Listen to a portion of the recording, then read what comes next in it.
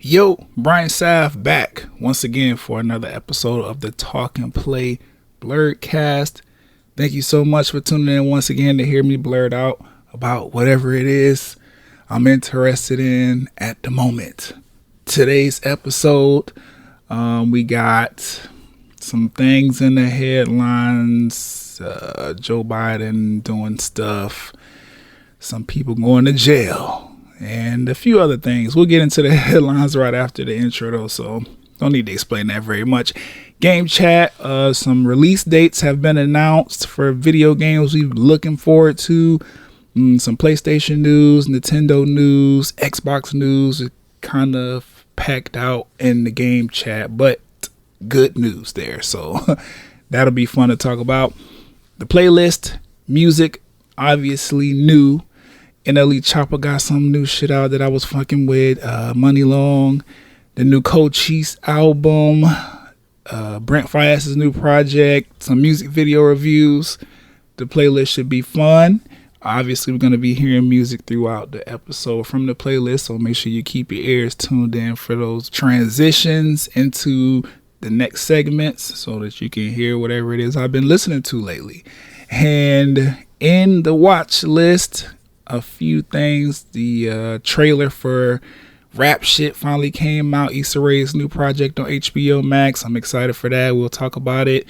Heart to Heart interview. Kevin Hart interviews Jay-Z. We'll talk about that. That was dope. Love and Thunder. I got a chance to go see it. Review coming. As well as The Boys and the final episode of Miss Marvel. So packed episode, you know what I'm saying? But we got a lot of fun shit to talk about. Hopefully it's not too long, but either way, you're here, you're tuned in. I appreciate you. So let's play this intro music real quick, and then we'll go ahead and jump into these headlines.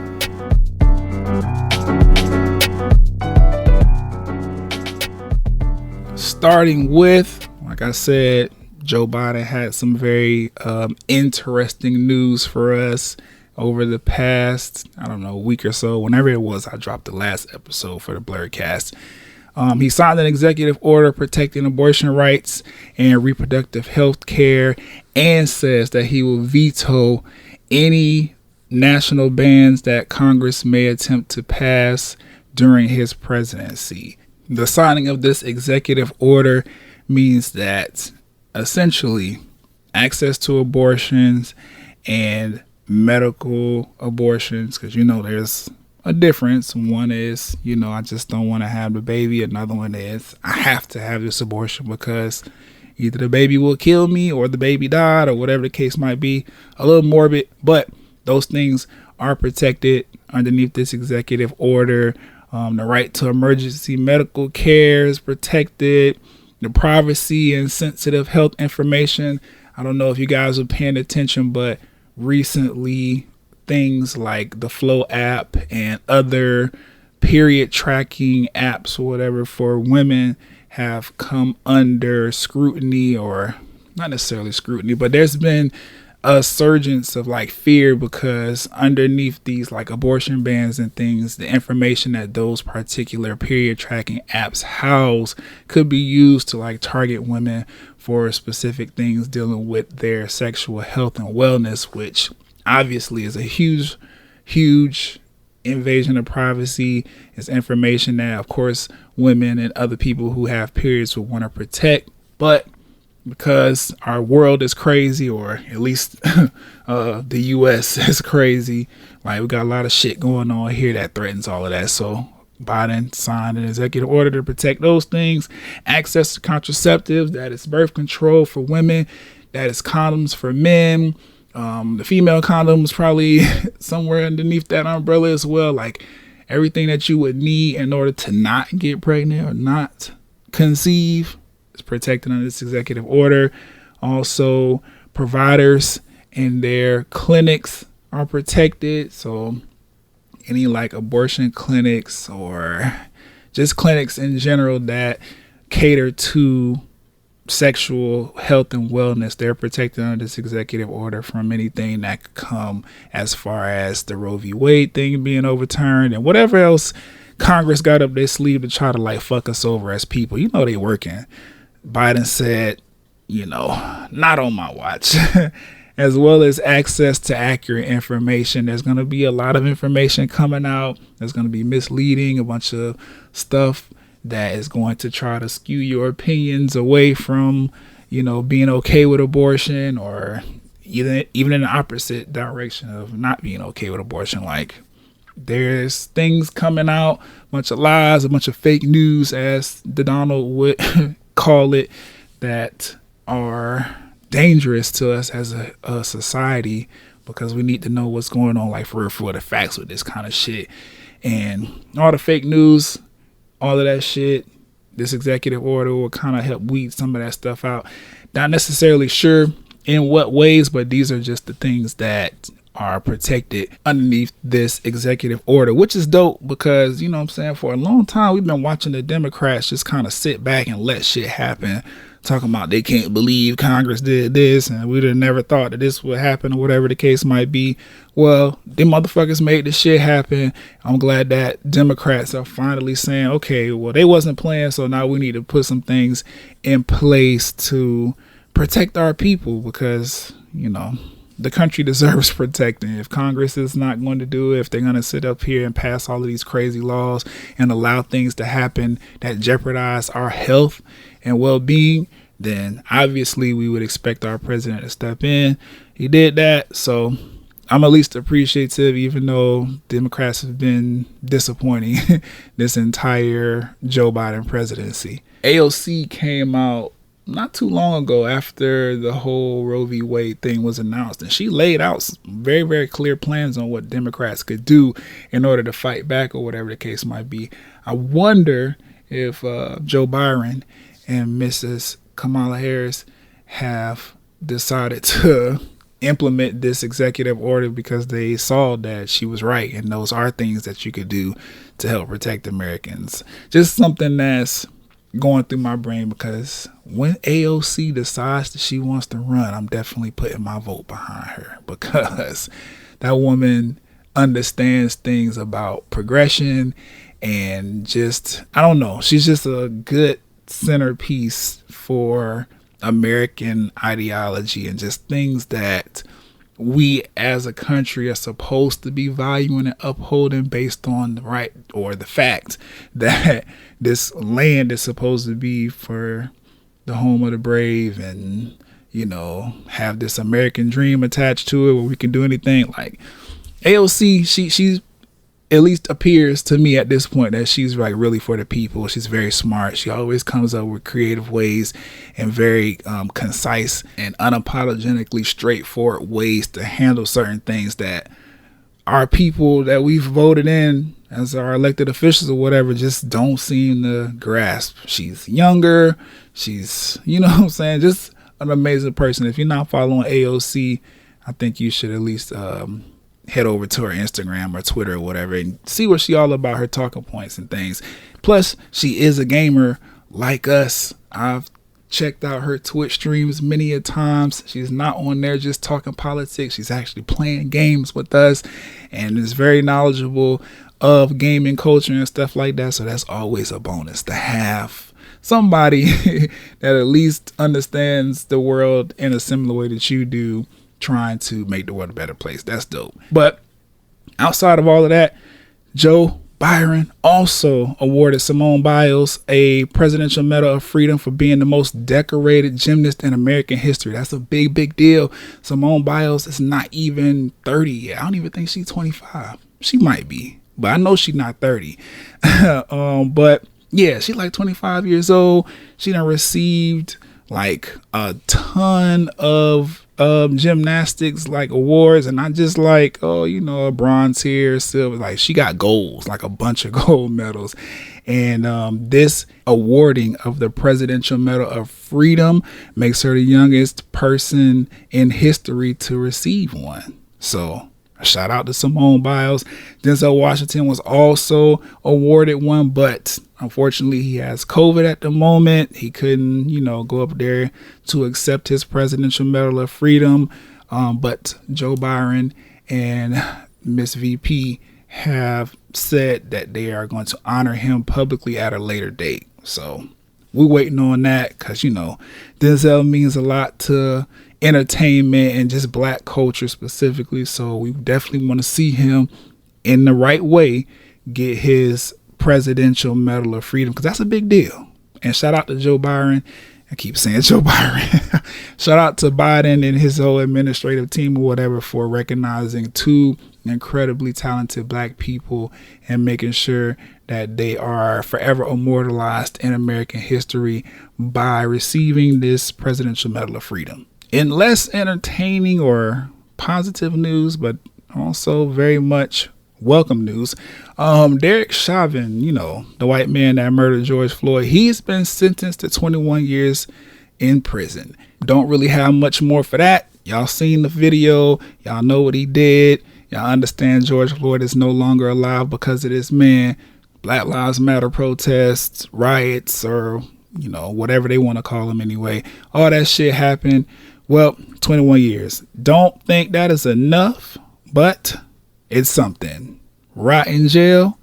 Next subject. R. Kelly ass has also been sentenced to 30 years for 9 counts of racketeering and sex trafficking by a New York jury. Now, just so we are on the same page, this is not the end for R. Kelly. He received them 30 years, but he also has at least 2 other trials pending at the moment. He still has a trial that is supposed to start in August for child pornography and obstruction that he faces in Illinois. I think that's going to be like held in Chicago, as a matter of fact. So we'll see how that turns out, because, you know, that's like R. Kelly's little stomping ground. So we'll see how that plays out. But got that case there. And he also still has a trial looming in Minnesota for 2 counts of prostitution with a person that is under the age of 18.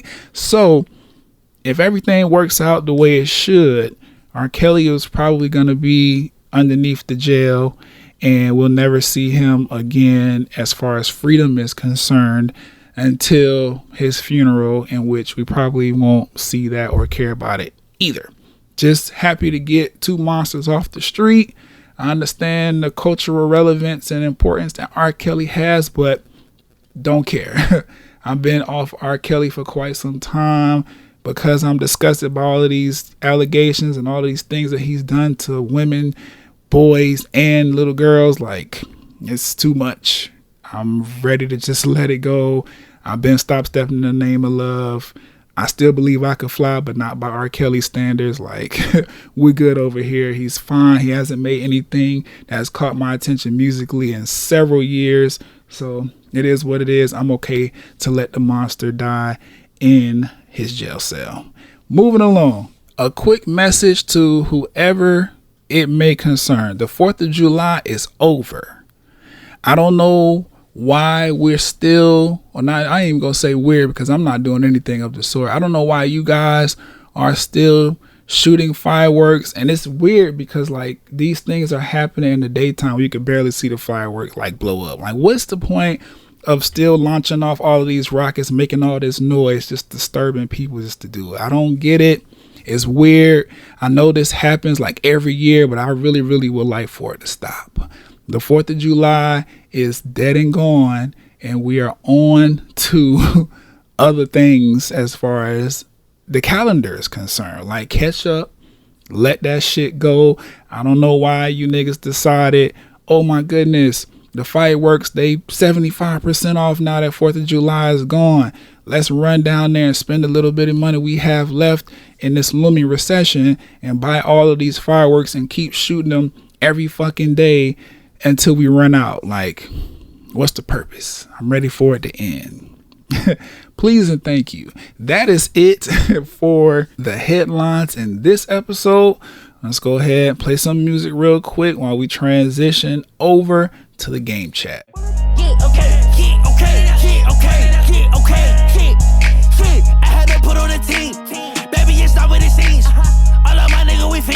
Okay, how about the crib? But they get killed in his ribs. Better work at the lids. He still ain't care for the mids. Game chat, this particular episode got some stuff to talk about. So let's just go ahead and jump in. Forespoken, This is a game that I have been waiting on since I saw the trailer, last year? Something like that. It's been a while since this game was announced and we got to see anything as far as reveal trailers are concerned. Well, unfortunately, because we was expecting a game this year, but it's being delayed to January 2023.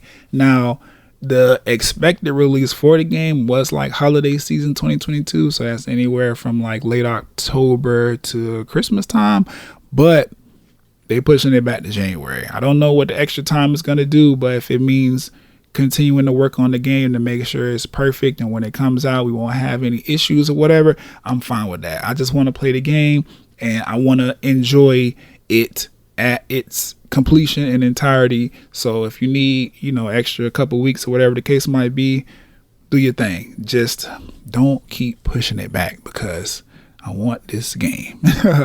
But yeah, Forespoken has been delayed to January 2023. More on that when more information arises. God of War Ragnarok, on the other hand, has received its release date November 9th. That is not too far away. We sitting up in July right now. November 9th is not necessarily right around the corner, but I can see it from down the block. So I'm ready for that. I'm currently playing the God of War that precedes Ragnarok. Saying it that way because, as you know, or as you should know, God of War has a franchise already that spans like 4 or 5 games between PlayStation 2, 3, and PSP. This apparent or obvious reboot to the franchise or whatever will make Ragnarok the second entry in the reboot saga, the reboot segment of the franchise. November 9th. It's coming. I'm excited. I'm playing the first one. I think I'm anywhere from 15 to 25% done with the game. Still very early, but I'm really enjoying it. It's really, really good. I've talked about it on here before. Currently, because I do share my progress with you guys with these games. Currently, I am on this little island or whatever that came up out of the sea once the world snake kind of appeared and unwrapped itself a little bit so the water levels can go down. I don't remember the name of this island, but fun game, great game. I'm enjoying it. If you played the game before, then you know what I'm talking about. As soon as I mention the world snake, y'all can tell me what that means as far as my percentage of completion for the game. But I'm enjoying the game. I play it not every day, but I put some time in on it from time to time out throughout my week. So more on that once I complete more of the game. Nintendo has revealed that Bayonetta 3 will release on October 28th of 2022. That's this year, obviously.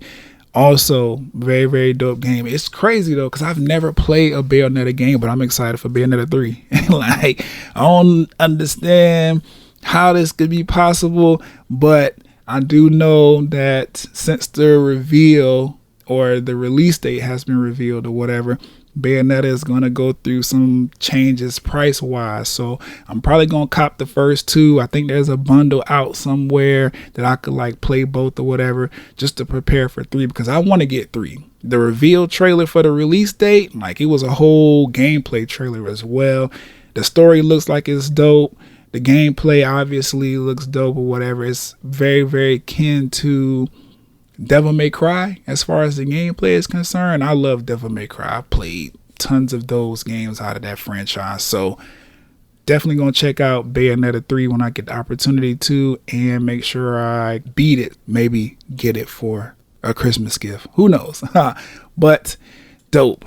In more Nintendo news, since we're on Nintendo, they have acquired animation studio Dynamo Pictures, which they will be renaming it Nintendo's Pictures. But this is dope news for me because this means that Nintendo is being very, very intentional about creating movies and television series using the Nintendo IP. Just a little back information on Dynamo Pictures. They are a Tokyo studio known for their work on Persona 5, Death Stranding, Ghost in the Shell, as well as the Pikmin short films that you can find, I think, on YouTube. Either way, they have a history of doing things with the games as far as Nintendo is concerned. So Nintendo was like, you know what? Let me go ahead and buy y'all real quick. In the press release from Nintendo, they said that the new subsidiary will focus on developing visual content, including CG content using Nintendo's IP. So again, clearly Nintendo wants to get into the movie and TV series game, and this is going to be dope because I don't know if you guys remember, but we already have the Mario movie coming out starring Chris Pratt. It's already in development. You know, we've been complaining because we don't necessarily see Chris Pratt as Mario. We were critical of, you know, certain CGI with other certain movies like Sonic. I know that's not Nintendo, but still we was critical on that shit. They changed it. They got their shit together.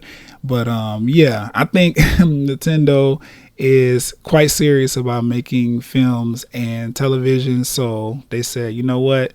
Let's go ahead and buy a studio that has done great work with us prior to this announcement, and go ahead and step our feet all the way in. Stop dipping our toe in. Let's jump in. So I'm excited for this.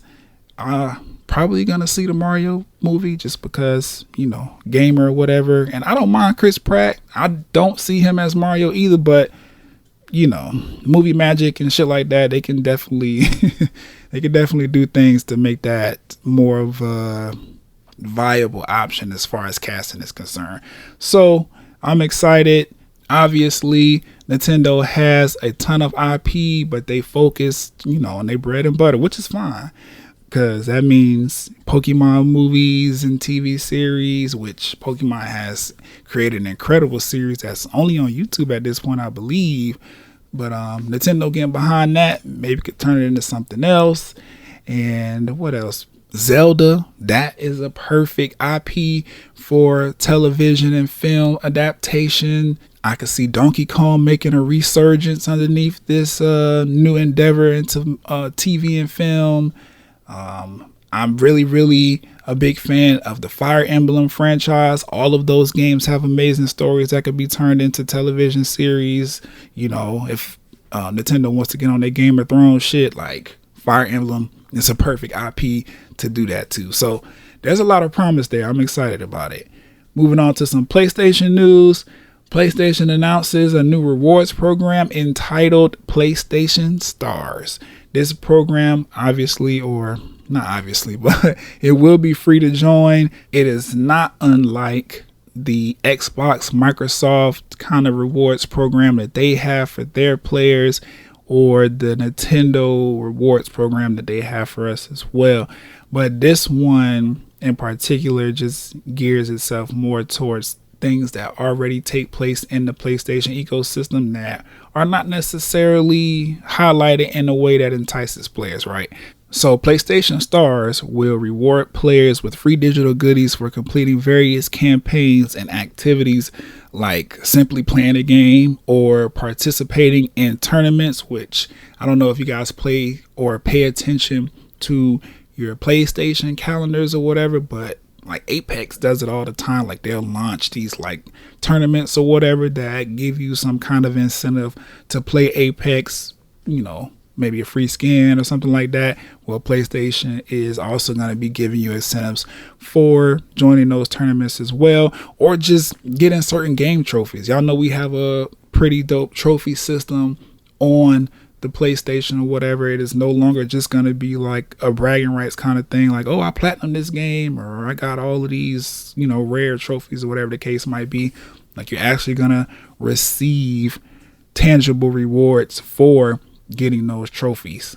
According to the information I found about PlayStation Stars, the rewards can be anything from a rare PlayStation theme all the way to like loyalty points, which can be used as currency in the PlayStation Store, which is why I said it's not unlike what you see on Xbox or Switch or whatever the case might be. So it's dope that PlayStation is finally getting something like that, because that means just by playing certain games, like, I don't know, example, PlayStation Plus, they give us these 3 to 4 free games every month. I'm pretty sure if you download and play whichever one of those games they specified, then they will give you like these little PlayStation Star reward tokens or whatever the case might be. And you can go into the PlayStation Store and use them to buy whatever it is you want to buy or get discounts on certain things. Like, it's a dope feature in my opinion. And I'm happy that it's coming to the PlayStation. When PlayStation Stars drops, I'm signing up immediately. Of course, it's going to make me want to game more. I think that's the purpose of it. So when the new game drops, you spend your $60 or whatever to download it to your PlayStation library and play it. You're going to get some rewards back for that, some kind of tokens or whatever. So really dope. I'm really excited for this. Can't wait for it to drop, because incentive programs like this keep gamers sharp, keep us on our toes, keep us in the ecosystem on a consistent basis playing these games. And I'm really happy that PlayStation is like, you know what, they should get things for collecting these trophies other than just being able to say they collect these trophies, or signing up for these tournaments and actually playing the games should do something. It shouldn't just be a sign up page. Like, I'm really glad that they've taken notice to the fact that certain aspects and features that are actually dope on the PlayStation system don't really have any incentive to them, and now are going to via PlayStation Stars. So more information on that when more information is shared. Basically, we're just waiting on Sony to come on out and confirm it and give us a release date and everything so we can sign up. And I will bring that straight to you guys via the Talk and Play Blurredcast whenever that happens. Also, if you just, pay attention to the Nerds Rule the World YouTube channel, look out for those checkpoint videos, the NRW checkpoint that is my other show that I'm a part of with my homie Webster Style. We talk about all this kind of gaming news and stuff, as well as the new releases for the gaming week. You pay attention to that, I'm pretty sure we'll mention it on there as well. Speaking of incentive programs, though, which is why this PlayStation Stars program is dope, Xbox and their Microsoft Awards program is giving away 4,000 Microsoft Rewards points if you spend at least $40 in their Ultimate Game Sale happening right now. So if you are an Xbox owner or a part of the Xbox Microsoft ecosystem in a way that allows you to take part in this Microsoft Rewards program, log on to whatever Xbox or Microsoft store you need to in order to buy these games. Look for the Ultimate Game Sale that's happening now. It will end in July 31st. Spend like $40. Don't necessarily know what that equates to in other regions of the world, but US dollars, if you spend 40 of them in the Ultimate Game Sale, Microsoft is giving you 4,000 Microsoft Rewards points.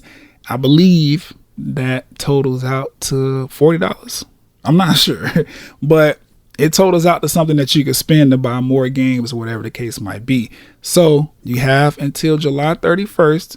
Right now, don't know when you're listening to this particular episode of the Blurredcast or whatever, but if it is before July 31st, 2022, and you are part of the Xbox Microsoft ecosystem, go spend $40 on the Ultimate Game Sale, get your free 4,000 points and spend that however you please. Outside of that, got some cool trailer news that I'm like really excited about. When I was doing the last episode or recording the last episode for the NRW Checkpoint, Webster Style and myself, along with Kuya P, who is the NRW leader, he decided that we should react to Skull and Bones, which I had heard of, going into the reaction or whatever, but we decided to check out, the trailer and some gameplay footage or whatever, and the game looks fucking dope. Go to the NRW or Nerds Rule the World YouTube channel right now to check out the reaction for that if it is posted, and you will have all of my thoughts and opinions on the game. But in short, I'm fucking with it, and I'm most likely going to get this game when it comes out, because everything that you could do in this game looks amazing, as far as being a pirate and having your own ship and crewmen and sailing from island to island, doing these quests to find different things and all these dungeon raids. Like, the game looks dope. It's a very, very, I don't know, unique, not necessarily, because there's a genre of gaming that specifically is related or deals with, you know, pirates and the whole ship on the sea life. Just didn't know about it that much, but I think this will be my entry into that particular niche genre, and I'm excited for it because the game looks fucking dope. Also, Kirby Dream Buffet was announced. I'm also interested in that game. It's pretty much Nintendo's own like Fall Guys-esque kind of game, you know, a party game or whatever the case might be, but starring Kirby. It looks fun. I'm very interested in playing it. Like I said, Kirby is one of the Nintendo IP that, you know, continues to reinvent itself and continues to put out quality games. I think this party game will be no different. When it drops, I'm going to get it and play it and give you guys my opinion on it, as well as Skull and Bones when that comes out. Also, we have DLC, the first DLC for the Demon Slayer game. This is the Tengen pack. I'm really excited for it. Laughing because I don't own Demon Slayer game. I haven't played this fighting game. I've seen it being played, but I've never played this game. Always been interested in playing, just haven't gotten around to it quite yet. But I'm excited for this particular DLC because Tengen is one of my favorite characters. He's just become somebody that I really, really fuck with. His morals, his lifestyle, everything about his fighting style. Like, Tengen is really, really dope character. So I'm excited to see him come to the game. This is going to be the character that makes me like say, you know what, I need to buckle down and buy this game because it's on your purchase list and you just haven't clicked buy yet. So Tengen dropping in the game, I'm definitely going to buy it. This expansion pack or DLC also includes academy costumes for select Demon Core characters, a new tournament game mode that will go live in the near future, as well as a roadmap of sorts of the next characters that will be added to Demon Slayer via this Tengen DLC, meaning that the demons from the Entertainment District arc, which is Tengen's like initial introductionary arc into Demon Slayer, the demons from that arc will appear in the game later on, as well as the alternate versions of Tanjiro and the gang.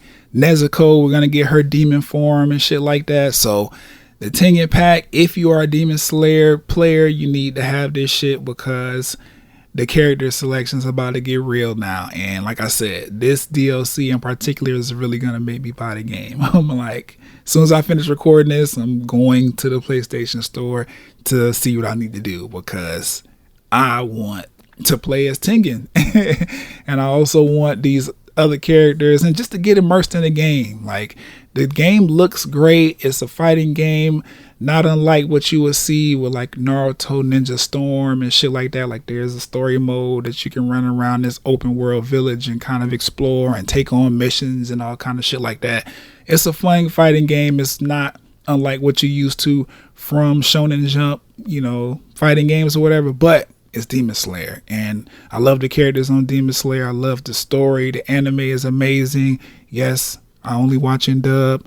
I don't care if you have opinions about that because, oh, sub is supposed to be whatever the fuck. I don't care. I like dub. I like to hear my characters speak in a language that I can completely understand, even though I don't have an issue with reading subtitles and, you know, picking up on Japanese slang and, you know, dialect and language and stuff like that. It's just easier for me to digest and pay attention to the action just by watching the dub version. I don't mind waiting either. I know they come out later than the sub versions, but I don't care. It is what it is. Ready for that DLC when it drops.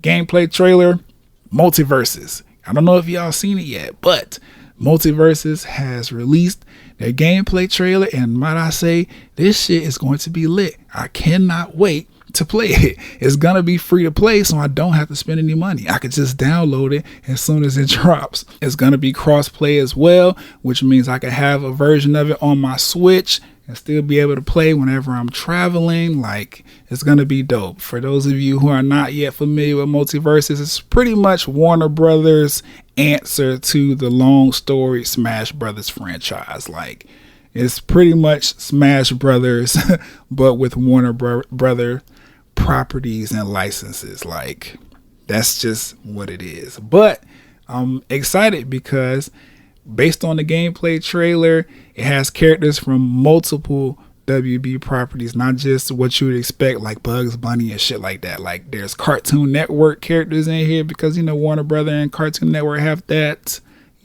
partnership, or Warner Brother owns them. I'm not sure how the logistics work out, but I seen Steven Universe characters in there, DC characters, so Batman, Superman, Green Lantern. I've seen fucking Wonder Woman in there. That shit was dope. Iron Giant, which I didn't even know was a WB property. The Iron Giant is also in the game. They even have Arya Stark from motherfucking Game of Thrones, which I knew WB and HBO had a partnership, but I didn't know it was this strong to license a Game of Thrones character into Mulitversus. This shit look dope. I'm excited for it. I saw Tom and Jerry in there, Scooby-Doo. Like, the roster already is very, very star-studded and pretty much one that entices me to play it as soon as I can get my hands on it. It looks like at this point the game modes at launch will be 1v1 duos, which is you and a teammate going against somebody else and their teammate, and free-for-all, which will be a brawl like no other, because I think I saw like 6 players on the screen all trying to knock each other off the edge of the map. Like, the game looks like it's going to be fun, and I'm ready for it, because Smash Brothers, even though I have a Nintendo Switch, it was one of those games that I've always wanted to play, but just felt like the franchise has been going on for so long that I will be lost if I try to get into it now. But still, I'm going to play it because I fuck with Smash Brothers and the entire Nintendo IP that they have in there. So I'm still going to get that game, but I'm definitely really excited for Mulitversus, especially because I could just load it up on my PlayStation and whoop ass playing with all my PlayStation controllers. I seen in the gameplay trailer that they're going to have some really cool customizations you can add to the characters, as well as unlockables like, of course, skins and emotes, but also character variants. So if there's, like, for example, they have the white Green Lantern in there. One of the character variants for the white Green Lantern is obviously Jon Stewart, which is the black Green Lantern. So they'll probably have both Green Lanterns in the game, like stuff like that. There's Wonder Woman in the game, so they'll probably have Nubia in the game as well, which is, for lack of better description, the black Wonder Woman. Like, I'm excited for all of this kind of shit. Like, it looks dope. Open beta starts for this game on July 26th. I do not know if you need to sign up for anything. I was trying to check and search and see. Only thing I was led to was to sign up for a Warner Brothers Games account or whatever, which I just went ahead and did just in case I need to have one in order to access the beta on July 26th when it drops. But as far as that, or as far as I'm concerned, there is nothing special that you need to do to access the beta. Just be aware of when it comes out so you can download it. If I'm wrong, I'll let you guys know on a future Blurredcast. But that is it for game chat on this particular Blurredcast. Let's jam real quick while we head over into the playlist and deep dive into all the music that I've been listening to since the last Blurredcast. We was living fast as fuck. Girls don't get me high enough. All these people always lying or something. I'm sorry, I'm so fly, so what? Fuck, I'm gonna be sorry for. I was counting zeros. I'm a hometown hero, niggas. Starting with NLE Chopper. Now, I fuck with this guy's music. I'm not like a super fan, but if I hear something catchy from him, I'll fuck with it. I keep up with his social medias or whatever to see if he's dropping something I'm interested in. I might pop out to a show whenever he's around, because at this point, at least for the most part, I've been enjoying a solid amount of his music. At least enough to, go see him in concert if it's not no crazy ticket prices. But outside of that, he dropped a new single over the last week or so entitled In the UK. It's him on a UK drill beat. He sliced that shit. It was really, really dope hearing him on a UK drill record, because this is not normally the sound of music that he makes. Like, he's not a drill artist. He doesn't come from the UK. He's American. So for him to go over to the UK, get a dope drill beat, kill that shit, I was like, oh, this is hard or whatever. So NLE Chopper in the UK. You know your man's not hot. How you gonna run from a dot? Spin a block at 3 o'clock. I'ma link him until he drop. No op, can't get no love. He's not my kind, he's not my bro. High as a kite, never sober. Back up before you get poked up. In the lead, Jamie Oliver, she ain't sweet. I ain't never do no trick or treats. Leave a nigga body wrapped up in the sheets. Fire record, I fuck with that. Money Long, she also put out a EP not too long ago. It's actually like a follow-up EP. Saying that because the first EP that she dropped, which included, Hours and Hours, which, the song that blew her up, that EP was called Public Displays of Affection. This new EP is called Public Displays of Affection 2. The EP is dope. It's a nice little quick, it was like 15 to 20 minute listen or whatever. I don't even think it was that long. Might have been anywhere from like 10 to 15 minutes. Really dope. 5 tracks on there.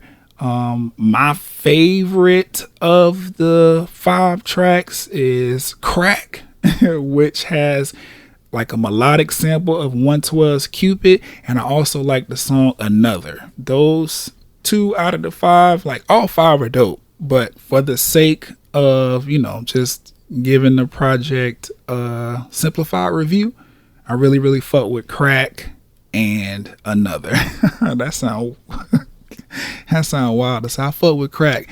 Not that kind of crack. Not that kind of crack either. I'm talking about the song title. When she talking about her vagina is crack, which it's a vibe. So I'm really fucking with it. Shout out to Money Long. That EP, like I said, Public Displays of Affection 2. Definitely recommend you checking out Crack and Another, along with the other 3 songs that are on the project. Also, Cochise, he dropped an album. The album is titled The Inspection. I really fuck with this album as well. It's really dope. Definitely a lot of summertime turn up rage music on here. The beats are fire. I could definitely hear this music like going up crazy at a festival. We in festival season right now. I checked to see if he was going to be at Rolling Loud Miami, because I'm going to be at Rolling Loud Miami, but I didn't see his name unless I glanced over it, because he was like one of the smaller fonts.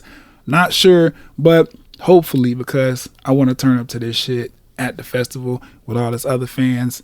I fuck with the project. I fuck with him as an artist. You can low-key tell he's a blurred. Like, he has a song in there called Mega Man, and in lyrics for other songs, like, he makes references to like Batman and shit like that. I could tell that he is like myself, a black nerd. I even seen some footage of him gaming on YouTube just randomly. Like, some footage popped up of him playing Fall Guys or whatever. So I fuck with that. On the project, he features Chief Keef, which we haven't heard much from him in a long time, but I like his contribution to this project.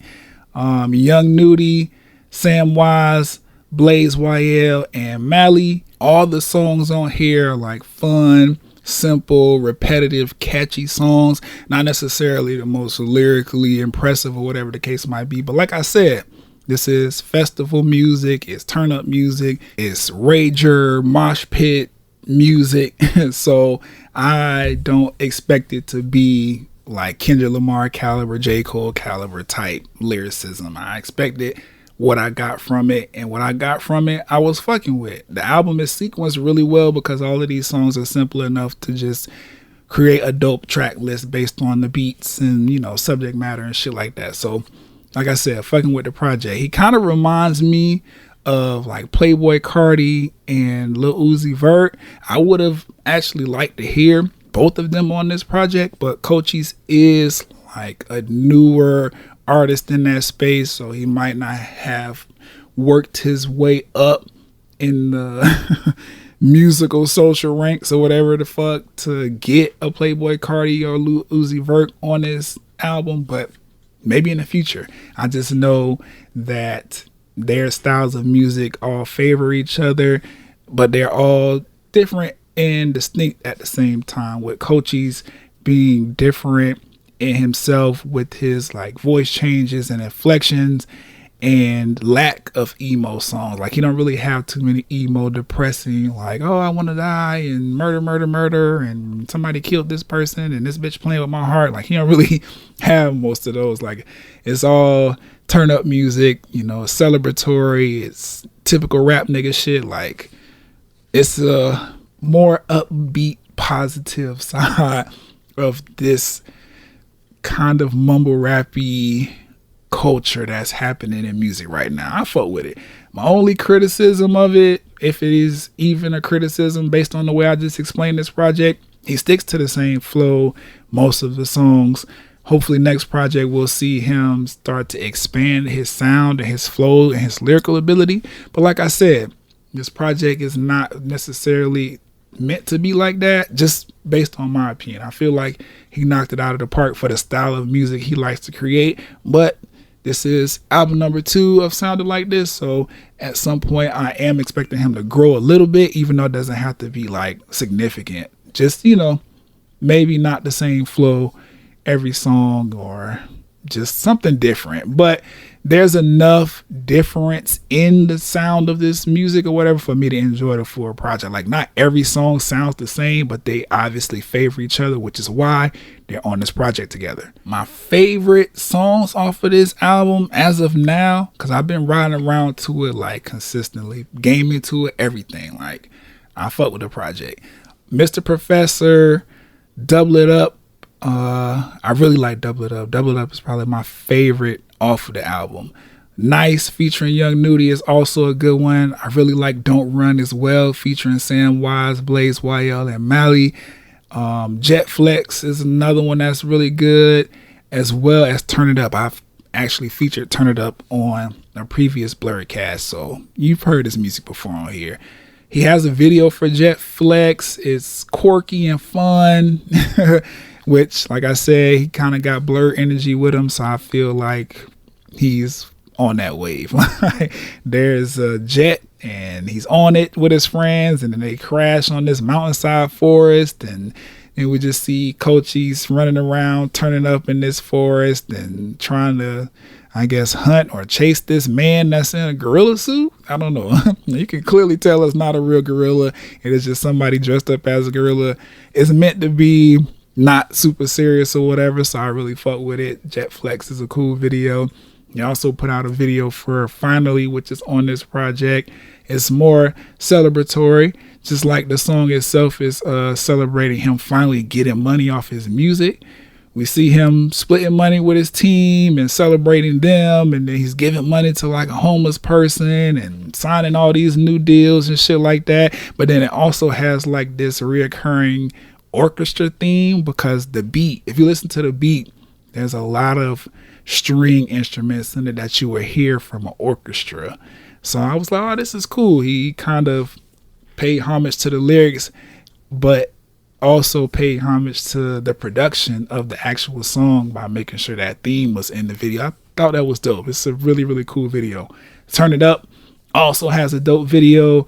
It's simple, you know, a bunch of solo shots of him turning up and just doing all kind of weird, dope, like fun shit or whatever. But then as the beat flips, because there's like a breakdown in the middle and the beat kind of changes up, it evolves into like this dope, like green screen shots and doing all kind of things in the green screen shots that I'm like, oh, that would be kind of lit if this was like real. But it's a cool video. Just him. No people around. I assume it was just him and a videographer in the room, maybe 1 or 2 other people, a stylist or whatever, but just him on video, turning up. That's the name of the song, Turn It Up. But yeah, Cochise's project entitled The Inspection, I'm fucking with it. Also, Brent Faiyaz, he dropped the album called Wastelands. I personally fuck with the project. I think it's really dope. It kind of gives me like the Weeknd vibes, like early Weeknd vibes, which Brent Faiyaz is kind of always kind of did that with his music, but this album in particular, I feel like he kind of leans into it a little bit more. Not saying he's copying The Weeknd. I'm just saying like the vibe of it, the beats and everything, the subject matter is kind of Weeknd-y vibe, but with like Brent Faiyaz's personal touches on it. It's pretty dope, in my opinion, because I saw some people was like, oh, it's boring, I don't fuck with it, X, Y, Z. That's y'all. I fuck with the project. It features Alicia Keys, an artist by the name of Junie, not Tiana Taylor's daughter, but just an artist named Junie, Trey Amani, and then he included Gravity on this project, which features Tyler the Creator and DJ Dahi. He also included Wasting Time, which includes a feature from Drake and the Neptunes on there. So it's a feature list. It's not like super long, but if you listen to this project, it works. Like, it doesn't need to have a bunch of features on there. These songs seem to be like really catered to and specific to Brent Faiyaz and his particular sound and style of music. So features may have not necessarily fit, which is why they're not like super present, but I'm cool with that. What I wasn't necessarily cool with, there's no turn up or summertime anthems on here, but that's not a bad thing, right? Because me personally, the way I listen to music, I try to understand the artist and their art, what the project is supposed to do and how it's supposed to serve me and how they intend for me to listen to it and digest it, right? So this is an R&B project. Brent Faiyaz doesn't necessarily make turn up music, so I didn't expect him to like have a bunch of shit on there that I could hear at a festival or whatever. But of course, you go to a concert that features Brent Faiyaz, or it is a Brent Faiyaz concert, this music is going to sound perfect because he's an R&B artist and he's going to sing to us. So I was okay with no turn up anthems or summertime anthems, or just nothing that's like super bop heavy. Like, the whole project is really just a cool like chill R&B vibe, but I fuck with that. Dope beats. Some of them change, you know, I like beats that have little changes or breakdowns, like Fuck You Talking About or FYTB. It changes a little bit to allow Junie to rap over it, and then it goes back to what it was so that Brent Faiyaz to continue to sing on the record. The entire album is sequenced really well, top to bottom. Like, if you listen to it, it sounds like a complete body of work. And I really like the skits and interludes on this album because it pushes the overall story of the album forward without you necessarily having to decipher what's going on in the music. Like, if you just listen to the skits and then hear the music that follows it or precedes it, you get it. Like, oh, there's a story being told. And I really appreciate that, because I feel like personally that is where R&B starts to kind of lack and not necessarily die off, but why people feel like R&B is not as prevalent as it was. I feel like that because there's not really any like concept albums or albums that tell a specific story. Wasteland does that, like, from top to bottom. You hear it. You start off, he's a toxic fuck nigga, and by the end of the album, he done got into a car accident being a fuck nigga. His girlfriend, who is pregnant with his second child, has committed suicide. Like, there's a lot that happens within these skits from the beginning of the album to the actual end of the album, and the songs tie in perfectly to all of that. So I'm really impressed. I'm really fucking with this album. I actually like it more than Chris Brown's project, which Chris Brown kind of just gave us a whole bunch of songs collected together as an album, which I don't mind because some of the songs are really dope and I fuck with them. It's just a story album or a concept album is one that I feel like is missing from Chris Brown's catalog. Like, we compare Chris Brown and Usher all the time, but Confessions, that album, that story that it told, that concept that it was pushing, Chris Brown doesn't have anything that's really comparable to that. Not trying to make this about Chris Brown or Usher, because this is about Brent Faiyaz. I'm just saying, like, bring back concept albums, bring back storytelling albums, because Brent Faiyaz did a really good job telling a story and actually having a concept with this album, despite, you know, some people feeling like they didn't like the album or whatever the case might be. My favorite songs on the album Loose Change, All Mine, Price of Fame, Ghetto Gatsby featuring Alicia Keys, which Alicia kind of like raps on that. I was like, oh shit. And we didn't get singing Alicia Keys. She was like rap, spoken word, poetry Alicia Keys. I was like, this shit is fire. And FYTB featuring Junior, I also like that record. This album also has made me come to terms with the fact that I might be a toxic individual. I think toxic as a label next to my name is in the realm of accuracy. Just saying that because I've liked everything toxic that has hit my motherfucking earbuds over 2022. Like Future's album, that shit is toxic as fuck. Obviously, Toxic King here, Future. Drake's new project, the one that everybody was like iffy about, but now they really fucking with it. I see how y'all flip. Y'all ain't low. Honestly, never mind. Like toxic moments on there, and I fuck with all of them. I'm not in a bad place as far as my mental or emotional state is concerned. I just really been vibing with the music and enjoying being outside. So I don't know. Toxic, I guess, but I fuck with Wastelands by Brent Faiyaz is the name of the project. Also, I got a chance to check out Future's Holy Ghost video. Holy Ghost is one of my favorite songs on Future's I Never Liked You Anyway project. ATL Jacob fucking bodied that fucking beat. I love the beat for Holy Ghost. Future snapped on that shit. Video wasn't necessarily where I would have liked for it to be. It's cool or whatever, but it's Future basically just hanging out in the Miami Little Havana, which has its own like, you know, trap and street history or whatever, but he just hanging out with a bunch of people who live in Little Havana, like just kicking it and rapping his song to the camera. There's no like storyline there, no plot, just him walking around Little Havana saying what's up to the people, playing dominoes and shit. Like, and I was like, okay, what is this video supposed to serve? But there's a small, like, quick, I want to say 2-second scene in the video where the time changes from 7:11 to 7:12, and that made me feel like this video might be simple like this because it is like a first chapter or a prologue to another video for 7:12, which 7:12 is the very first song on Future's I Never Liked You Anyway project. I love that song as well. So seeing them mention 7:12 in this Holy Ghost video, I'm like, oh, maybe this is, you know, a gateway video to 7:12 and we about to turn up on 7:12. Who knows?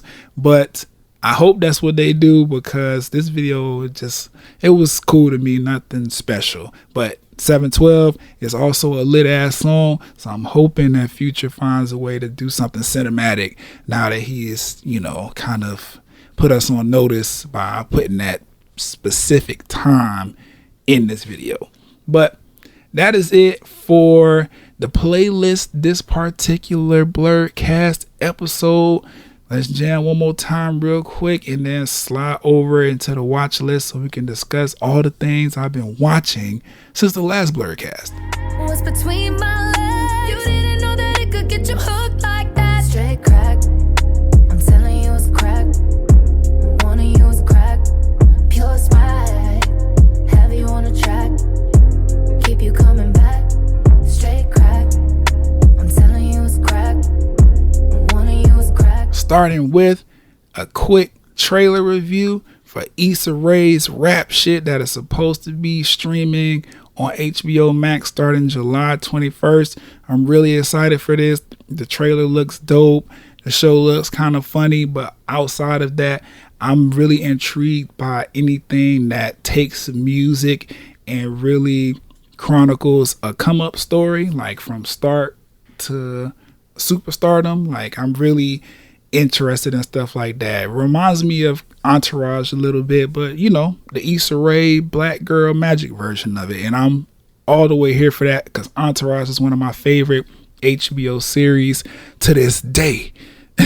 So Issa Rae coming out with rap shit, getting the City Girls, the executive producer with her, because the characters are from Miami, and the whole Miami music scene is the focus of this particular show, I'm really, really like ready for this. So when that shit drops July 21st, I might not be able to watch it because I'll be heading down to Miami for Rolling Loud, but I'm going to definitely check it out before I have to upload another episode of this here Talk and Play Blurrycast. So, if you're an Issa Rae fan like myself, make sure you check back in to future episodes of the Talk and Play Blurrycast so you can hear me review episode by episode this new series entitled Rap Shit. But what I've been watching, I got a chance to check out Hart to Hart, which is Kevin Hart's interview show on the Peacock streaming service.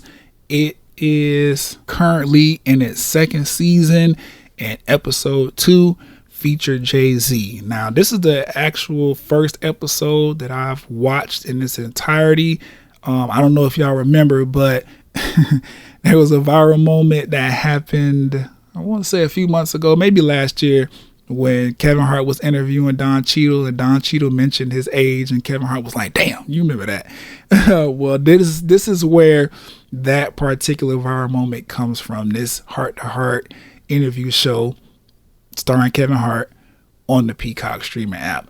This particular conversation with Jay-Z, though, I ate it up. I watched that shit from front to back, rewind some parts, because Jay-Z was really dropping like knowledge, just things that had my brain like all the way tuned in. He tends to do that sometimes. I love hearing Jay-Z talk.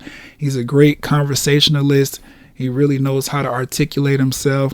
His stories are always very intriguing and engaging, and the jewels he tends to drop are always like second to none. Like, I really fuck with Jay-Z just as a person, let alone an artist and a businessman. Like, as a person, seeing the growth, hearing the growth, seeing all of the business moves and activism, digesting the art, like, Jay-Z is one of those people that's very, very aspirational, and I really appreciate him for that. They had a dope conversation. Kevin was intentionally trying to ask him questions that you wouldn't normally hear in a Jay-Z interview, like things dealing with how he views himself as a creative and as a businessman, and how he feels about his accomplishments and what it's like to be in a day and age of social media and either feel like you're a part of it or not. Like, he asked a bunch of questions that I thought were really good questions and thought out questions, and Jay-Z answered them just as great. Like, this was a really, really solid interview. I really like that Jay-Z mentioned in the interview that he's being intentional on using himself to be an inspiration and an uplifter and a bridge for the culture to get us all to a place where, we could thrive and be successful. He said that he takes a lot of inspiration with that from Muhammad Ali. Just watching him box when he was a kid, he understood how confident Ali was and how he was always moving with the intention of representing black people and trying to make sure that we have a fair shake in this world. And he says he wants to kind of continue that legacy by doing his own certain things, which is why we see deals with the NFL come along and him and his police reform stuff. Like, it's really, really dope what Jay-Z has in mind and what he is doing with everything that he's created for himself. I could tell, though, that Kevin got a little drunk. He was a little drunk, or maybe he hit the blunt or whatever before he started talking to Jay-Z, because like he was responding to Jay-Z in a way that didn't necessarily line up with the last statement that Jay-Z had made, but he was finding ways to try to like connect things and simplify things in a way that I guess made sense, even though it didn't necessarily need it. But I could just tell like he was really anxious or antsy and just excited to have his friend on, because I could definitely tell they friends. Like, they might not talk to each other every day because busy, but both of them were very, very upfront and honest about mentioning the fact that they've had a lot of conversations behind the scenes that have allowed them to foster an actual friendship between one another. So I really thought that was dope, because they do things to help each other out and look out for one another. This interview being one thing. Jay-Z was, not or is not a person that typically does interviews or whatever. He speaks when he feels like he's compelled to speak. Whenever he wants to speak, he does. Kevin Hart said, I had to ask you to do this favor. Jay-Z obliged with no issue whatsoever. You know, obviously to help the ratings for the show and stuff like that. So that was really dope to see. If you have Peacock, or if you haven't utilized the free trial or whatever the case might be, definitely go log in, check that out. The interview's about 50 minutes long, something like that. He even had Kevin's personal like wine, liquor connoisseur dude coming out, pouring up drinks for Kevin and Jay-Z and giving these really, really dope in-depth explanation of what it is they're about to drink. Like, that was cool, especially with the set being set in a wine cellar. Like, it was dope. It's a dope like series and show. I scrolled through the other people that he's interviewed. Definitely some interviews I plan on going back to check out or whatever, but I only got a chance to watch the Jay-Z one thus far. I'm fucking with it.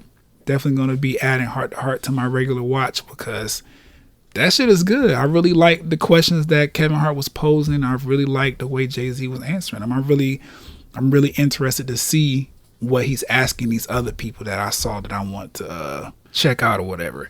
Moving along though, I got an opportunity. I went to go fucking see Thor Love and Thunder. Obviously, I saw it in 3D. I really liked the movie. Let's just start there. I liked the movie. I saw, you know, certain criticisms of it. It is what it is. I don't subscribe. I like the movie. It's like I said, saw it in 3D. That made so much of a difference for me, especially in those fight scenes or whatever. I really like the way Marvel does 3D movies. I just do.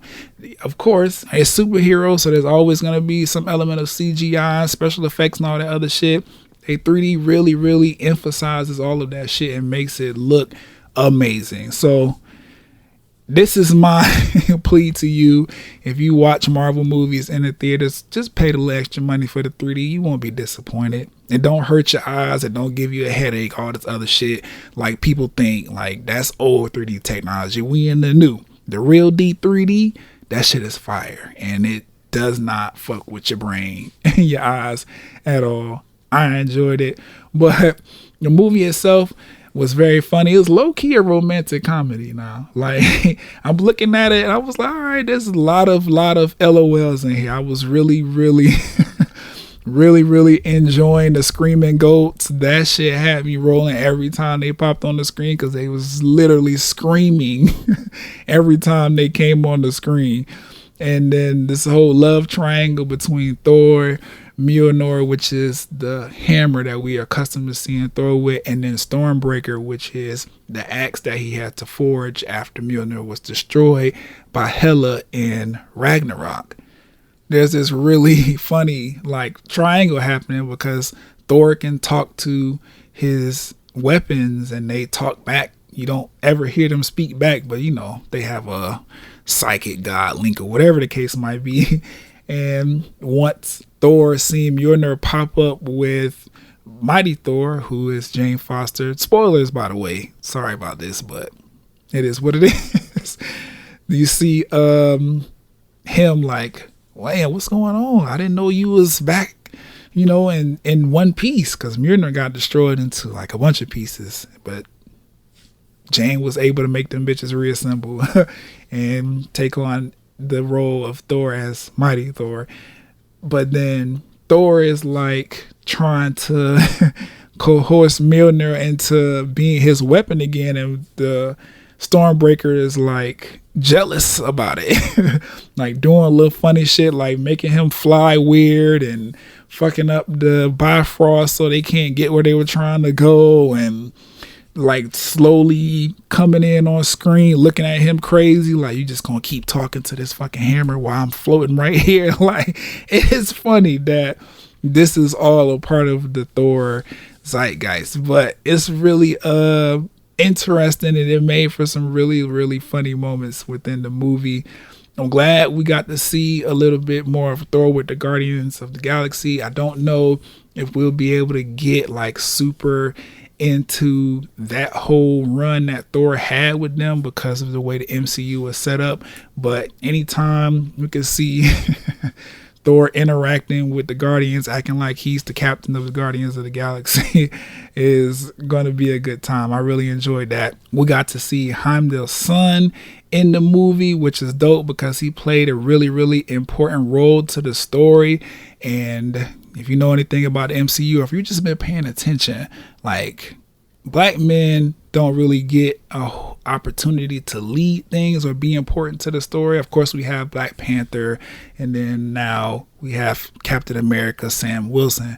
But it's like, we don't necessarily get to be like super important to the stories or whatever. I'm glad things are changing now, because those two titles that I mentioned, those are more along the lines of current day MCU. But seeing Heimdall's son played such an important role in the story or whatever, I thought that was like really, really dope.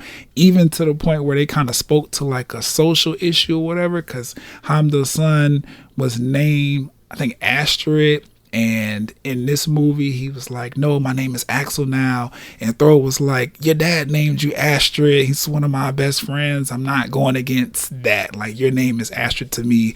And then Valkyrie was like, just call the damn boy Astrid. It doesn't fucking matter. He wants to be called Axel. If he wants to be called Axel, just call him fucking Axel. And Thor was like, fine, your name's Axel. How do we save you? Like, stuff like that is like really, really cool when Marvel does it, because obviously they're speaking to, like labels and what people want to be referred to, he, she, the, or they, he, she, they, we, all this, the pronouns and things like that. I really thought that it was dope that they found like a funny way to kind of like tie that social issue, not necessarily issue, but that social commentary in, but like make it Marvel, because that's what I picked up on as soon as it hit the screen. I was like, oh, he's disrespecting this person's pronoun and they're sticking up for themselves. And then he just was like, fuck it, it's a name, this is what you want to be called. It doesn't hurt me or anybody else in any way to refer to you however you want to be referred to. So you telling me your name's Axel? Okay, I'm gonna let it be Axel. How can we help you? I'm glad that he didn't put up like a super fight against that and just called the boy Axel, because it could have been something where throughout the entire fucking movie he just keeps referring to this boy as Astrid and he keeps telling him, my name is Axel. I ain't really necessarily want to see that. I'm glad Thor was just like, it's just a name. It don't hurt me. Don't hurt you. Doesn't hurt anybody. It's what you want.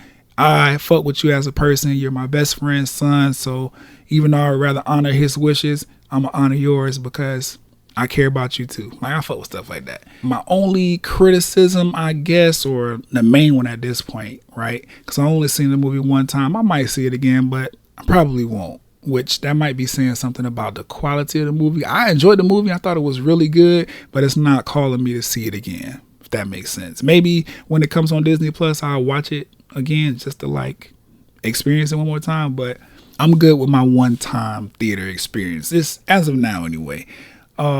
So the criticism that I have for it, the biggest one, is that it wasn't rated R. Like, I feel like Thor deserved for this particular movie to be rated R, just because kids are not necessarily the target with these movies anymore. Like, we in the MCU, this is supposed to be Marvel bringing their characters to life and trying to relate them to us as humans and real people as much as possible. And with that being said, I really would just like for them to fully step into that. Like, the MCU is a variant or a version of these Marvel stories that is geared more towards adults. Like, if you want to do something, or if you want your kids to be able to have something that's geared towards them, there's plenty of stuff on Disney Plus that is Marvel, it's cartoon, it's PG at the most, like, that you can have them watch. I think the movies, I think it's time for them to be more for the adults. The comic books are shifting more towards the adults. Like, let us just have the movies too and get enough cartoon and toys and merchandise that are specific for kids. Like, I don't know why they just didn't do a rated R Thor. I really thought it would have been dope, especially because like I said, this one was low key like a romantic comedy. There's this pretty cool montage of Thor and Jane like falling in love, and we get to see how their relationship plays out and how it went from perfect and love and bliss to you're barely here and I feel lonely and I think we need to break up. But in that montage, we didn't get what you would expect from adults, which is sex. We didn't get no sex scenes. We didn't get barely any kissing. I don't think I even remember seeing them lock lips at all outside of that one scene that was on the boat or whatever as they was flying through space trying to get to the shadow earth or realm or whatever the fuck it was where the God Butcher was at. That's another thing. The God Butcher, he's a very, very dark and menacing character. And even though I feel like the character was dope and the actor did an amazing job portraying him, it's just like because this movie was not rated R, his story wasn't like all the way fleshed out as dark as it could be. We didn't really get to see him kill too much other gods in like a really heinous way. And like, I don't know. I feel like dealing with gore and where they had his story set, it could have been way darker. It could have been way more scary. It could have made it a little bit of horror like they kind of did for Scarlet Witch in the Multiverse of Madness, but they didn't do that. I know different directors and stuff like that, so it is what it is. I just wish they would have said, you know what? It's Thor. Jane's going to be here. Jane is in the movie, like fawning over Thor's body. There's a scene where Zeus, snaps and blows all of Thor's clothes away. So we see his ass on screen for an extended period of time, like his naked ass on screen. We see his abs and all that upper body shit, just nude and then naked. So it's just like, okay, why do we not see Jane and Thor be a little bit more sexual towards one another? This is a comedy, yes, in a sense anyway, but there's also that level of romance there. Like I said, Thor is in a love triangle with his weapons. And then we have Gronk, who's talking about how mating works on his home planet of species of people where he comes from and how they make kids and shit like that. Valkyrie is doing her thing or whatever. Like, why didn't we go a little bit further with the realness of what Thor and Jane's love for each other should look like? Just my opinion. Or with the darkness of how destructive Gore is and how much of a threat he actually is. Like, Gore didn't really seem much like a threat to me in this movie. I just felt like it was Thor saying, like, you know what, this guy needs to be stopped because he could kill me next. Like, he's a god killer. He has a weapon that can literally kill God, so we kind of need to stop him. And Gore was like, I'm on my own shit. I got my own thing going on. If you can stop me, bitch, come do it. But I'm doing my own thing. It was never Gore like hunting them. You know what I'm saying? Like, of course he was trying to hunt Thor because Thor had what he needs to get to where he wanted to go. But it was like, the gods never really were in like any danger because Gore was like actively searching for something else and just killing gods along the way, trying to get it who opposed him. Them being on that planet that's supposed to be like the MCU's version of Olympus or whatever, they were like safe and fine there. Which is why when Zeus was telling Thor, like, you should just stay here, and was trying to actually keep him there, had him chained up and shit, I was like, that actually kind of makes sense.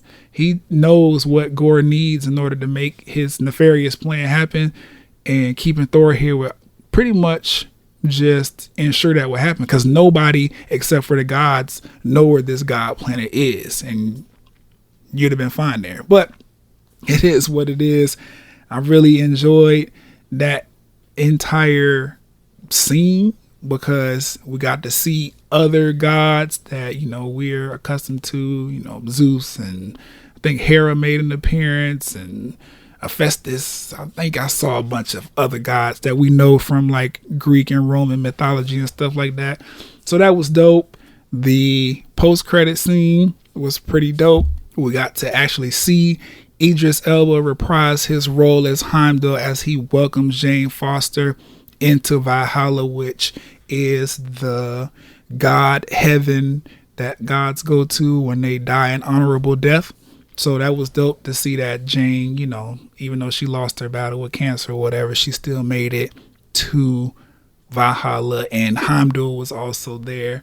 That was dope. And then the after credit scenes, like once you let all the black and white credits roll past or whatever, that was dope too, because we thought Thor killed Zeus, but apparently Zeus is still alive, and he's pissed about the fact that Thor stole his thunderbolt weapon, tried to kill him, and made a mockery of the gods, and he's upset that humans don't worship the gods like they used to or whatever.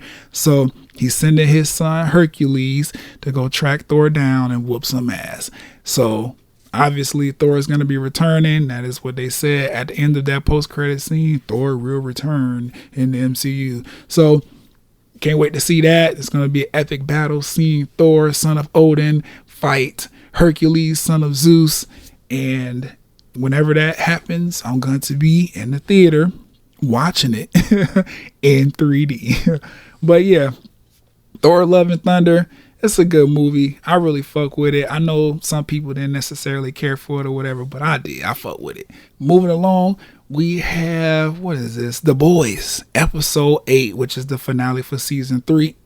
Episode titled The Instant White Hot Wild, which don't necessarily know how that ties in. Maybe I need to watch it again to understand. But either way, dope episode, dope ending to season 3. I found it a little scary and a little interesting that Soulja Boy and Homelander wanted to kind of team up and do the whole family thing. That was an interesting plot twist to me, because both of them seem to have, you know, some kind of daddy issues or whatever the case might be. So Soulja Boy finding out that Homelander is his son, Homelander finding out that Soulja Boy is his dad. It was like, okay, so we trying to use Soulja Boy to kill Homelander, but now this nigga having second thoughts because he found out that his DNA is what created Homelander. And then Homelander finding out, and he was like, I've been looking for a dad my entire existence, and now I actually have one that's like DNA proven to be mine. And then I have a son who I want to meet his grandfather. Like, it was a very, very interesting dynamic. It got a little shifty. I was like, oh, wait a minute. Oh, we trying to kill Homelander, not bring them motherfuckers together to be one big happy family. But, you know, if you watch The Boys like I do, then you know how that turned out. I really appreciated Maeve, like, finally sticking up for herself and, like, fighting Homelander, like, putting fist to jaw with that motherfucker, because he deserved to get his ass whooped. I know Maeve is not necessarily strong enough to beat Homelander, but all the training she was doing, it paid off. That little laser eye shit that he be slicing through everybody with, it wasn't working on her. She was able to craft the weapons to deflect it as well, even though it didn't penetrate her skin. So I don't understand why she needed the weapons, but still, I get all of that. She lost the eye, which was fucked up, but she did take Homelander's hearing away when she stabbed him in the ear with that fucking chopstick or whatever the fuck it was that she stuck square in his eardrum and had him bleeding crazy. I was happy to see that. Always happy to see Homelander get his ass whooped. I was happy to see Butcher and Huey and Soulja Boy team up last episode to beat his ass. Like, anytime Homelander getting his ass whooped, I'm fucking with it. Speaking of Huey though, I'm glad that he took him and Starlight's conversation to heart, because of course she ended up having to tell him that the Temp V was going to end up fucking his brain up if he keeps taking, you know, any more doses of it. But he was really considering it when Homelander was about to kill her. But instead he said, you know what? We had this conversation. She doesn't want to be saved. She just wants me to be mindful and protect myself and to be, you know what I'm saying, a little bit more brain instead of bronze. So he put the Temp V down and he realized, oh wait, they're in a production studio. It's tons of light. if all I got to do is turn these bitches up to their highest power and it will raise her power exponentially. It did. Was it enough to defeat Homelander? No, but it definitely stopped him from killing her, and that bought them all the time they needed enough to like start putting hands on this nigga. Cause she knocked him back pretty far. Like she got a nice lick in with her abilities because of what Huey did, but it also left her a little drained. So of course everybody else had to step in before Homelander got up and was like, bitch, you just put your hands on me. I need to snap your neck now. So kudos to Huey. I should have known though that Black Noir was gonna die, but either way, I wanted to see a little bit more of his character. It really seemed like season 1 and 2, he was just like a background character, just a extra piece of the puzzle to kind of spice the show up, but he didn't really have a purpose.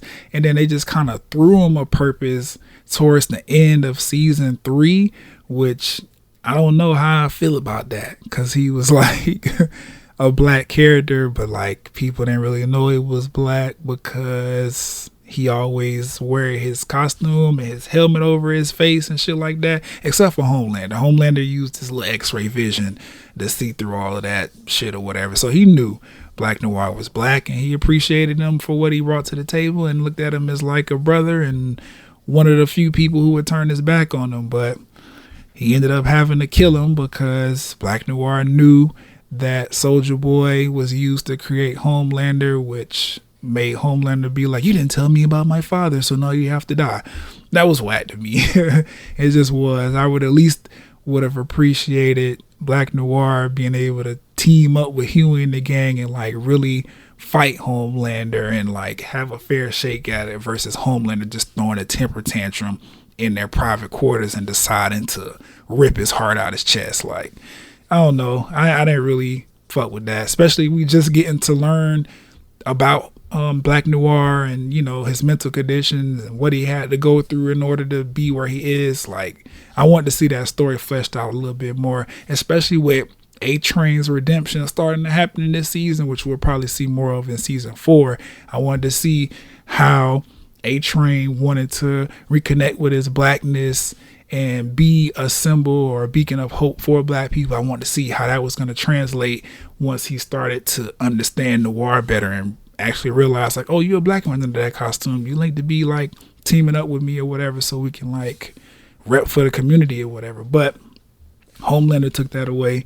But we also know that it's very, very hard to kill these fucking soups or whatever. You've seen that even though Maeve risked her life to stop Soulja Boy from going nuclear on that building or whatever, of course she lost her power, but she didn't die. Like, her arm was a little bit fucked up. Of course she had to get the patch over the eye because Homelander gashed one of her eyes out, but she didn't die.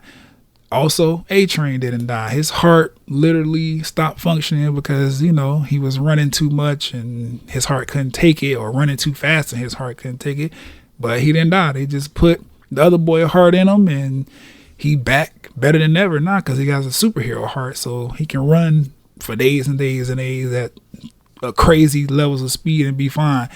So maybe Black Noir will be able to come back and have some other part in season 4, but as of now, Homelander killed him, which, like I said, whack.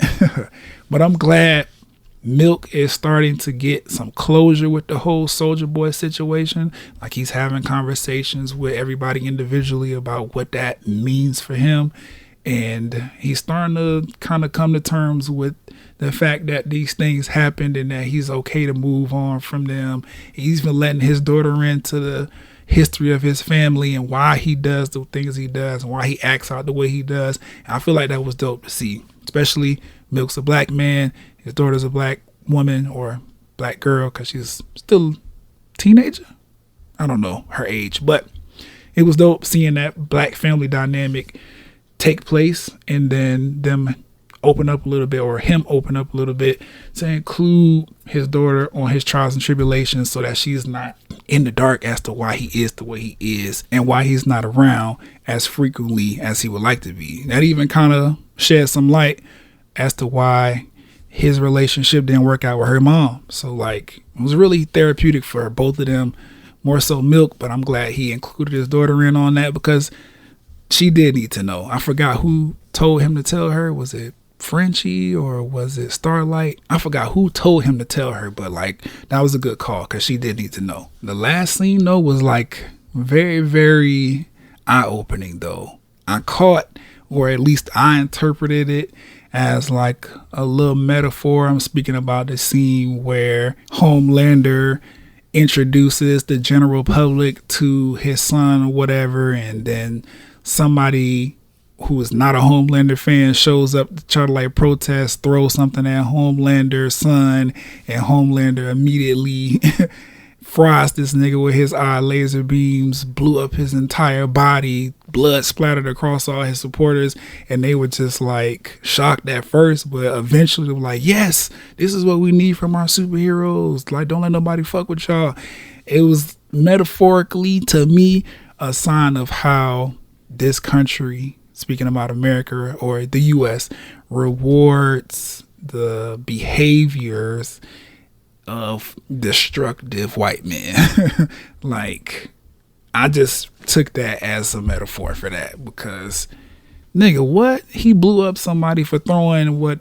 I don't know what that was, an empty soda can. I don't know what it was, but it was light. The boy wasn't hurt, and you know why people don't fuck with you. But of course, anger issues lasered that man to death, and your supporters like cheered you on, and that's the kind of behavior that has built the U.S. into the country that it is now. Just supporting people who do wild and fucked up shit just because we like them and we like what they stand for, and if we had their kind of power and ability and shit, we would do the same thing. Like, I don't fuck with that just in the real world. So seeing it on the show, I was like, I see what y'all doing. Hopefully people pick up on it, but you know, it's just TV or art reflecting real life. So of course it might just go unnoticed, but I caught that shit. Victoria though, being selected to run for VP, that was a shock. I was like, wait a minute, because I kind of thought she was kind of like fading back a little bit with the downfall of Vought and her like being excommunicated from the company and shit. But no, she was working other political strings behind the scenes, and now she's going to be running for vice president, or she was selected as the running mate for the next person running for president, who was going to be, you know, the talking point or the focus of season 4. So that was very, very interesting, and it did make me quite excited to see how season 4 is going to play out, because she is one of the people who can also kill Homelander with her abilities. You know, we found out some things about Victoria in this season that threatens pretty much everybody. So I'm really, really excited to see what happens in season 4. Overall, season 3 was pretty dope. I really enjoyed it. It was one of the series that, you know, it came out on a Friday, I believe, and I was watching it on a Friday. Like, I was very, very in tune with the boys. I really can't wait to see what happens in season 4, because that final episode of season 3, it left a little intrigue there. It did. Not a whole bunch. It wasn't like a super huge cliffhanger, but it was cliffhangery enough to keep me interested. Outside of that, though, Miss Marvel also had her season finale, episode 6, entitled No Normal, premiere over the past Wednesday. It was a really good season finale. It might be the series finale. I'm not sure how Disney Plus and Marvel are going to work out more seasons of these like 6 episode series or whatever, if they want to do more seasons. But it was a good ending. I really think that this particular ending kind of catapulted Miss Marvel into being like one of the top tier Disney Plus Marvel shows. But I'll get into that at the end when we get to it.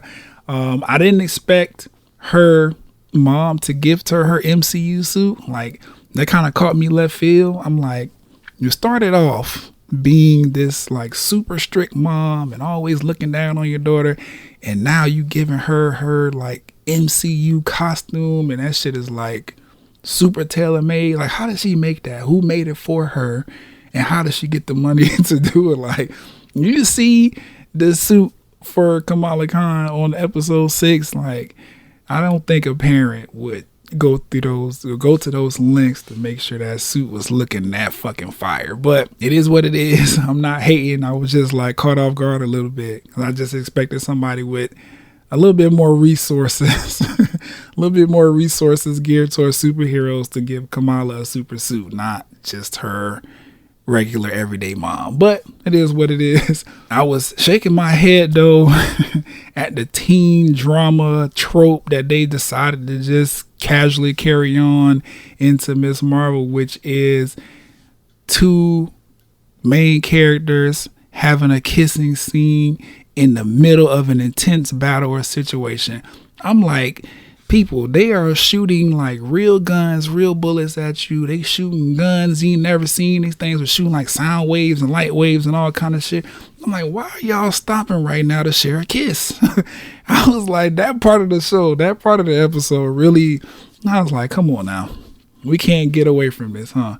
There has to be some moment where everybody's under pressure and y'all just take 2 seconds to lock lips. Like, what the fuck is that? Gratefully, though, I say gratefully because I appreciated this. Bruno stepped in real quick and was like, hey, I got this for you, X, Y, and Z. He ruined their moment, is what he did. But I was glad because I'm like, bro, y'all got all this heat outside. Like, y'all don't need to be kissing right now. Y'all need to be figuring out how to make it out of this shit alive. But that was just me. I just really don't like that when there's intense scenes and battles happening and the 2 characters that are in the midst of it, they take time to be romantic with one another. Like, can we focus on not dying first? Like, goddamn. But outside of that, I really enjoyed episode 6. The music that they use for distractions and that like high school scene where, you know, they had barricaded themselves in the school and what is they called? The damage control people showed up shooting at them and shit, and they got on social media from their phones and was like, y'all pull up, they trying to kill us or whatever. They had some dope music playing in there to distract the folks. That shit was fire. The music for the entire show, actually, since we own it, like, really, really dope job. I really appreciated all of this like Middle Eastern music or Middle Eastern influenced music kind of merging together with, you know what I'm saying, the US Western culture, New Jersey music and shit like that. Like, that was dope. Like, that entire soundtrack, top notch. Favorite score, favorite soundtrack of any MCU show thus far. Like, I was jamming the whole season. I'm like, this shit sound good as fuck.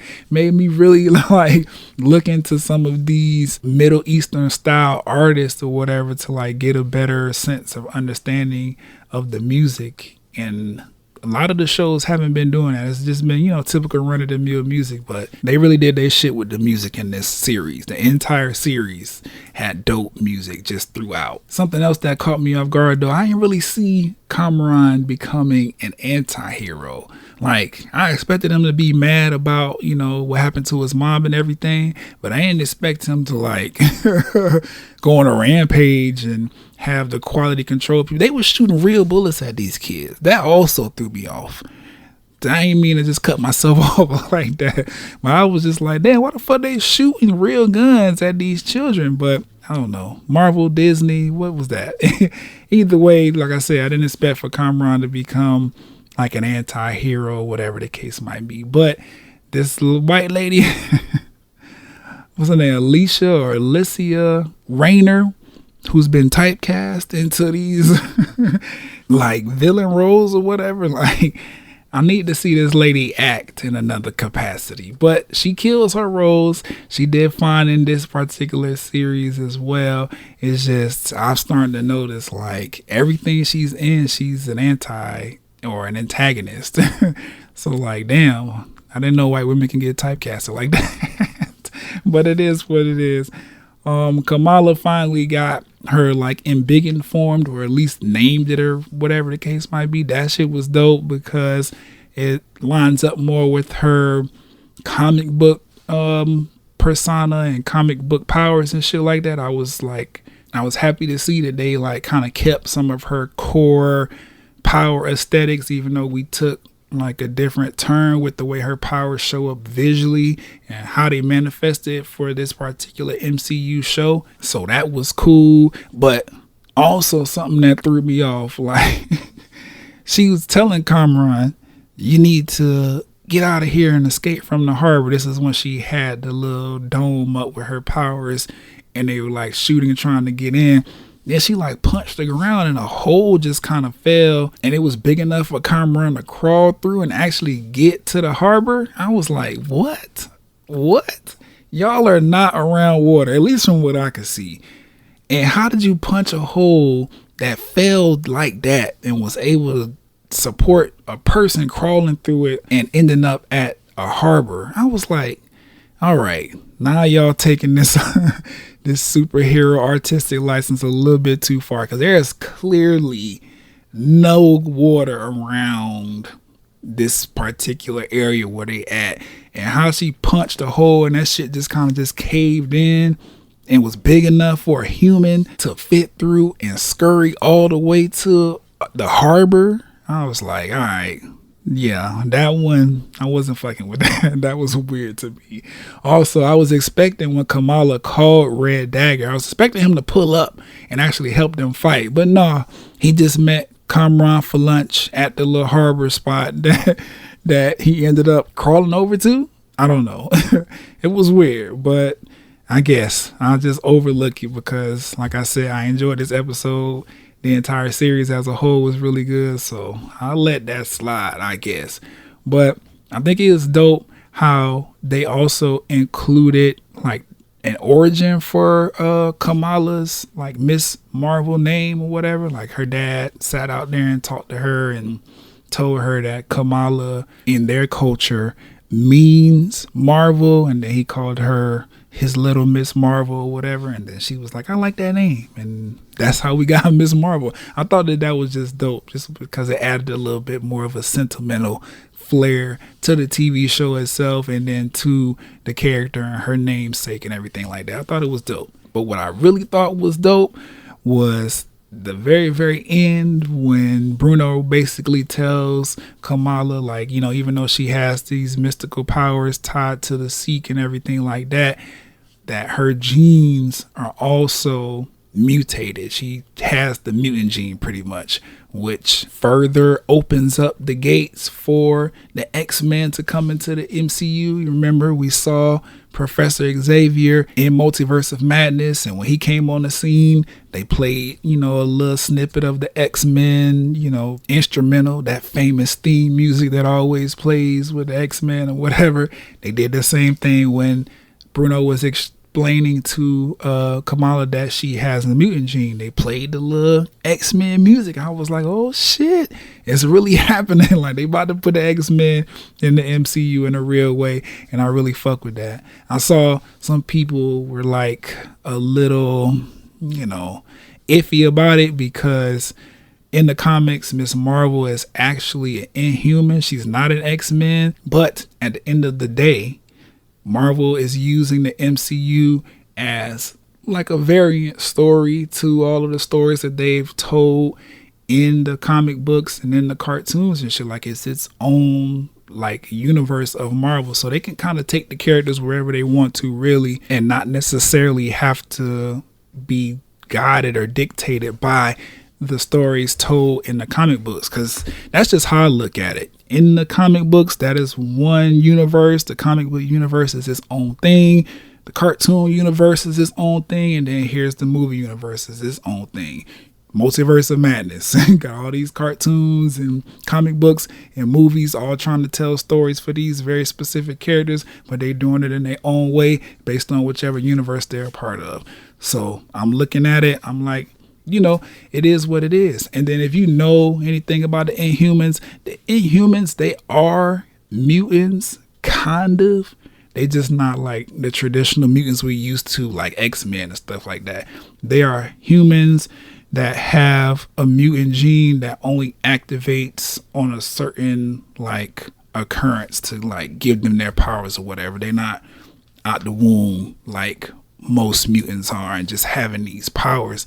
They are a subcategory, if you will, of mutants whose mutant genes and powers activate differently from a normal mutant. So yes, it's not like super comic book accurate, but it does make sense to the story. And once the X-Men get officially put into the MCU or whatever, I'm sure we'll start to see the Inhumans resurface and maybe reclaim Kamala or whatever the case might be, because the Inhumans also had a TV series on Hulu. I don't know why it didn't last very long, but it is a Marvel property, so that means it can always come back, especially now that they have the Disney bag secured. So everybody who was tripping about, that particular scene, the mutant gene, all this other shit, like, just hold off. Marvel is still cooking. We might get our Kamala Khan, Miss Marvel in the fucking Inhumans. But what we know for certain is gonna come Captain Marvel and the Marvels, which will be her, Miss Marvel, and Monica Rambeau, because Captain Marvel made her appearance finally at the post-credit scenes of the motherfucking episode 6 for Miss Marvel, and that's gonna be dope, trying to figure out how that all ties into the movie, because that little bangle thing transported Kamala somewhere else, and then Carol Danvers popped up in her place, and we was like, damn, what the fuck going on here? Then they hit us with the little title card, Miss Marvel will return in the Marvels. Obviously, like I said, Carol Danvers, Monica Rambeau will also be a part of this movie. It's going to be dope. I'm really, really looking forward to it. I hope that this is Monica Rambeau finally being acknowledged as the new Captain Marvel, or a Captain Marvel, and, Carol Danvers kind of passing the torch along, or whatever the case might be. Like, I'm really excited for all of the possibilities that, like, the last 15 minutes of this entire series left open just by way of the end scene and then the post-credit scene. Like, we about to be lit coming up in these next couple of projects in this phase of the MCU. But yeah, like I said, overall, really enjoyed the series. It was a fun watch with a very, very endearing story. I didn't mind the changes that they made to Kamala's powers at all. It actually really worked out for her and the story that they was trying to tell. I really enjoyed learning stuff about the Pakistani people and Muslim culture and the partition that they had to go through and everything like that. Like, this is a culture shock for me, kind of, because I didn't know much or anything about that entire, world history defining moment. So it was really dope that I got at least a Marvel Disney lens on it. I know it was probably a lot more gruesome and a lot more hardship happening during that particular time, but just them having it in this story made me research and want to know more. So that was really dope. Like I said, the music was amazing, probably the best of any MCU Disney Plus series thus far. And I really love that they were using her story towards the end as like a catalyst for the next Captain Marvel movie, and the X-Men's and possibly the Inhumans showing up in a current phase or the later phase of the MCU. Outside of that, though, pulling over to Anime Corner really, really fast. Spy Family, the latest episode of the dub version of the show, because y'all know I fuck with dubs over everything. It came out, I think it was either episode 12 or 13. Either way, it was an episode where Twilight realized that, that he might have been fucking up his cover by going on all of these side missions and leaving the people in his building to kind of question if their marriage and family is like legitimate. The women was saying that he's cheating on her. They wasn't never worried about if the family was real or fake. But it was a funny episode, as it tends to be. I really, really like Spy Family. Like, something about it is like super endearing. I like all of these comedy moments. Twilight is hilarious. He needs a break. My dog been going on all these like side missions or whatever. He was dead tired at that fucking aquarium, but he was like, I gotta be a family man to, make sure my cover is not blown on this super important mission. And he pulled it out. It was just like, damn, my dog need a rest. But he said that though. He was like, after this, I'm going to tell HQ that I'm filing a complaint because I need at least a month to just recover before I keep taking on all these extra side missions. But I'm really enjoying the anime. Anya's reactions and how she utilizes her mind control is very, very funny at some points and it's endearing at other points. I wonder how long it's going to take before either Twilight or Yor realizes that Anya can read minds and they act on it or whatever. I'm really enjoying this particular anime though. I'm still watching Spriggan. That is really good. It's 2, and I also started, I think the show is called Bastard. I think it's called Bastard or Bastard. I don't know how they pronounce it, but those 2 are on Netflix. Those are good as well. Just haven't delved into them as much as I would like to. But more on that on a future episode of the Talk and Play Blurredcast, because that is it for this particular Blurredcast. Remember, I am BRIANSAPPH on Instagram, Twitter, TikTok if you want to do that. And don't forget, check me out on the NRW checkpoint with the homie Webster Style. And I will catch you all on the next episode of the Talk and Play Blurredcast.